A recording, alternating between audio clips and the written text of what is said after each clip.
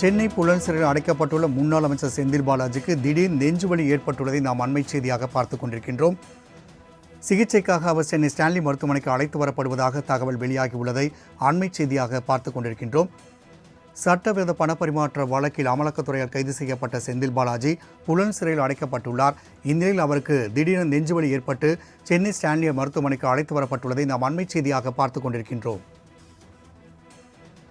சென்னை புலன் சிறையில் அமைக்கப்பட்டுள்ள முன்னாள் அமைச்சர் செந்தில் பாலாஜிக்கு திடீர் நெஞ்சுவலி ஏற்பட்டுள்ளது. இதன் காரணமாக சிகிச்சைக்காக அவர் சென்னை ஸ்டான்லி மருத்துவமனைக்கு அழைத்து வரப்பட்டதாக தகவல் வெளியாகியுள்ளது. தற்போது நாம் அதனை அண்மை செய்தியாக பார்த்துக் கொண்டிருக்கின்றோம்.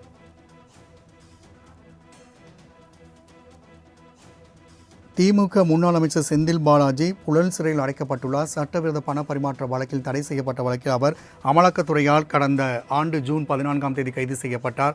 இந்நிலையில் தற்போது அவருக்கு புலன் சிறையில் திடீரென நெஞ்சுவலி ஏற்பட்டுள்ளது. ஸ்டான்லி மருத்துவமனை சிகிச்சைக்காக அவர் அழைத்து வரப்படுவதாக தகவல் வெளியாகியுள்ளது. மேலும் கூடுதல் விவசாய ராகவேந்தர் வழங்க கேட்கலாம். ராகவேந்தர், இது குறித்தான கூடுதல் விவரங்கள். வணக்கம். அதிமுக ஆட்சி காலத்தில் போக்குவரத்து அமைச்சராக இருந்த செந்தில் பாலாஜி அப்போது வேலை வாங்கி தருவதாக பணம் வாங்கியதாக அவர் மீது குற்றச்சாட்டு முன்வைக்கப்பட்டது. இந்த குற்றச்சாட்டு தொடர்பாக வழக்கு தொடர்ந்து நடைபெற்று வந்த நிலையில் அவர் திமுகவில் இருந்து சட்டமன்ற உறுப்பினராகவும் அடுத்த வெற்றி பெற்று அமைச்சராகவும் பொறுப்பேற்றார். இந்த சூழலில் 2021ஆம் ஆண்டு அமலாக்கத்துறை செந்தில் பாலாஜி மீது சட்டவிரோத பணம் பரிமாற்ற தடை சட்டத்தின் கீழ் வழக்கு பதிவு செய்தது. இந்த வழக்கு குறித்து விசாரணை நடைபெற்று வந்த நிலையில் 2023ஆம் ஆண்டு ஜூன் மாதம் அமைச்சராக பொறுப்பு வகித்த செந்தில் பாலாஜி அமலாக்கத்துறை அதிகாரிகளால் கைது செய்யப்பட்டார். கைது செய்த சமயத்தில் அவருக்கு திடீர் நெஞ்சுவலி ஏற்பட்டு அவரை அரசு மருத்துவமனையில் அனுமதிக்கப்பட்டு சிகிச்சை செய்வதற்காக பிறகு தனியார் மருத்துவமனைக்கு மாற்றி அவருக்கு அறுவை சிகிச்சையும் செய்யப்பட்டது.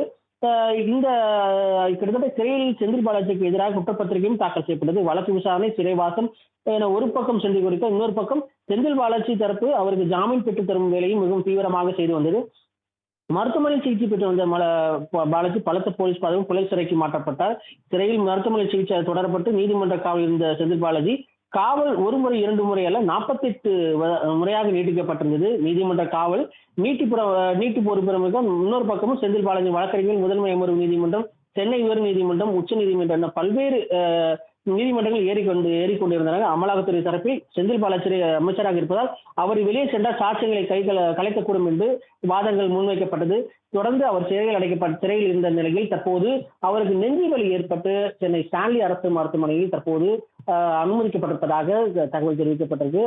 ஏற்கனவே இது போன்ற நெஞ்சுவலி மற்றும் காலில் ஏற்பட்ட வலி காரணமாக ஸ்டான்லி அரசு மருத்துவமனையில் சிகிச்சை பெற்று வந்ததில் தற்போது புலன் சிறையிலிருந்து தற்போது ஸ்டான்லி அரசு மருத்துவமனைக்கு வந்திருக்கிறார்.